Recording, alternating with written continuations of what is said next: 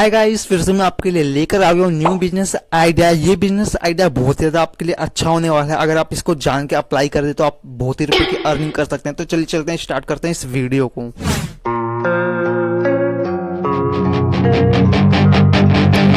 तो इस वीडियो में मैं आपको बताने वाला हूँ एक बहुत ही ज़्यादा बिजनेस का अच्छा आइडिया। आप इस बिजनेस से बहुत ही रुपए की अर्निंग कर सकते हैं।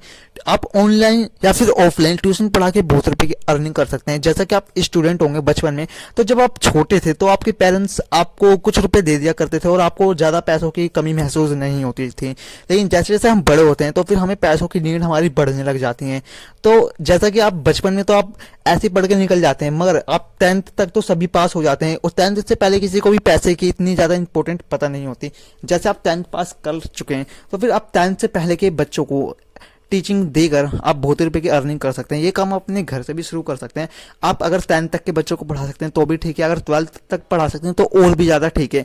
तो आप जो भी बच्चों को पढ़ा सकते हैं आपको देखना होगा, एक बार आपको सारा चीज़ें रिवाइज करनी होंगी और आप उन्हीं को बढ़ा के बहुत रुपए की अर्निंग कर सकते हैं। जैसा कि ये काम आप अपने घर से स्टार्ट कर सकते हैं। अगर आपके पास टाइम है तो आप 2-3 टाइम की शिफ्ट ले सकते हैं। और जब आपके पास बच्चे बहुत ही ज़्यादा होने लग जाएं तो आप क्या कर सकते हैं कि आप अपने दोस्त या फिर किसी और टीचर से पता कर सकते हो और अपने ट्यूशन में उनको ले सकते हो, उनको ज्वाइन करवा सकते हो और फिर उनको आप महीने की सैलरी देकर अपने ट्यूशन को और बड़ा कर सकते हो। और आपको धीरे धीरे ऐसा अपना ब्रांड बनाने लेना है और आपको सबसे पहले उसी चीज़ की ट्यूशन की टीचिंग वो देनी है जिस सब्जेक्ट में आप प्रो, मतलब आप उसमें बहुत ही ज़्यादा अच्छे हो। जैसे कि आपका मैथ सब्जेक्ट बहुत अच्छा है या फिर आपकी इंग्लिश बहुत अच्छी है या आपकी साइंस बहुत ज़्यादा अच्छी है।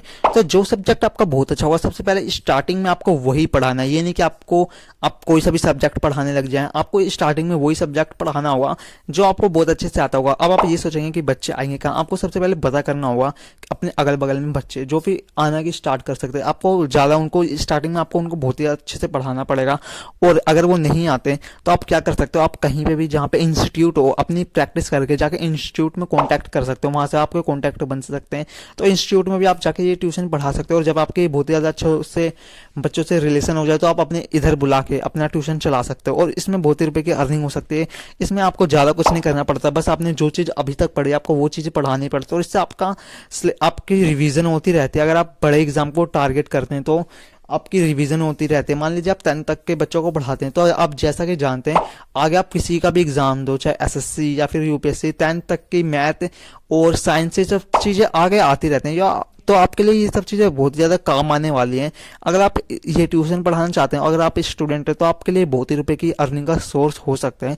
आप ट्यूशन पढ़ा के खुद का भी आप अपना स्टडी कर सकते रहते हैं साथ में और अपने ट्यूशन पढ़ा के आप खुद का भी पॉकेट मनी निकाल सकते हैं। तो ट्यूशन पढ़ाना एक बहुत ही अच्छी बात है। अगर आप जो भी सब्जेक्ट आप देखे होंगे कि आपका बचपन से अच्छा हो, आप उन सब्जेक्ट को तैयार करके स्टार्टिंग से आपको पढ़ाना शुरू कर देना होगा। तो होप करता हूँ कि आपको ये वीडियो पसंद आई हो। अगर वीडियो पसंद आई तो वीडियो कर दो like and share and channel को सब्सक्राइब।